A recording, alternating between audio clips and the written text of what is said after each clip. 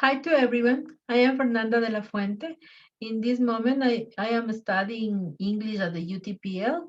So in my class syntax, I am studying this book.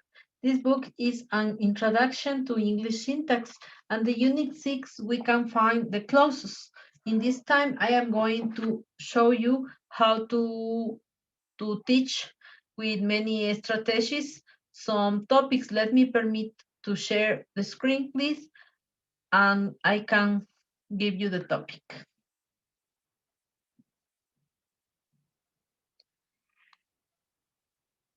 First of all, I think it's very necessary to show you what is a clause. So a clause is composed of a group of words that includes a subject and infinitive verb. A clause contains only one subject and one verb, but sometimes the structure built of phrases and which forms a grammatical unit.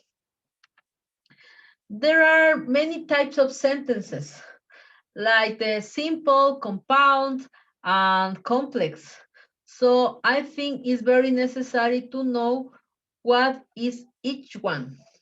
The simple sentence it is that it has only one clause and express a single proposition or idea. I gave you many examples like she drank juice, Freddie drives, they saw movies, and a complex sentence.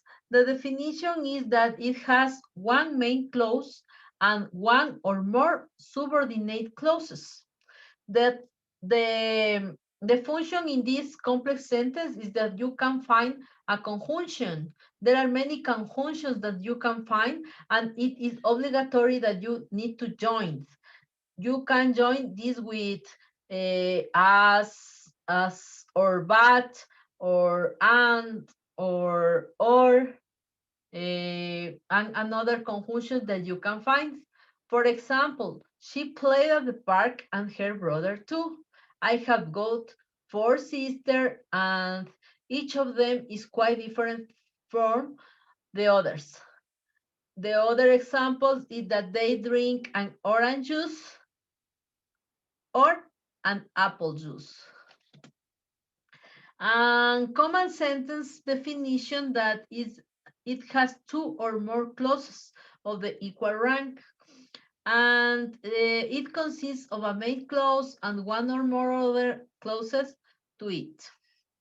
So the examples of that are, I guess she just doesn't respect you. When all else falls, read the user manual. He will never leave home because he hasn't got the courage to. But in this time, I want teach you or tell you how I teach the students on what is the strategy to teach them. But my first strategy is after that I gave the definition and how to use and the difference, the students have to know, and I give them the some statements, but I want to they can choose and know the correct way to do the statement. For example, we met rather few people who spoke English, and the learner must to know what is this. It is a simple, it is complex, it is compound. So in this case, the statement is complex, right? In the second one, the statement said, I have been on rather too many planes and trains recently. The statement is simple because it just has a one or single proposition. And we drove right up to Helsinki in 2 ways. So this statement is simple too. I don't care how expensive it is. It is a complex because it has many clauses. 2 minutes ago, the child was fast asleep, but now he is wide awake. So it is compound. Why is a compound statement? Because it has a connector or it has a conjunction that is but. He is not tall enough to be a soldier. It is a simple statement. I have got 4 sisters and each of them is quite different from the others. And the answer is that is a compound statement. You can either come with the noun or walk home. It is a compound statement too, because we have the conjunction or. And it was Sam who paid for the drinks. It is a complex statement.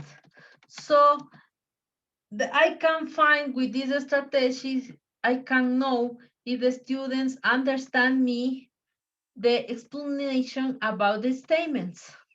Another strategy that I can teach them is to show them a video. This is the link and this is the video that I can show them. It is about the 3 types of statements. So I am teaching them the second way, and I think this is a very good way to teach them because they can see that video and they can understand the class.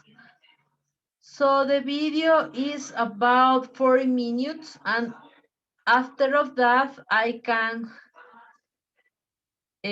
ask the students for statements to give me an examples or what they understand about the class. That is my second strategy.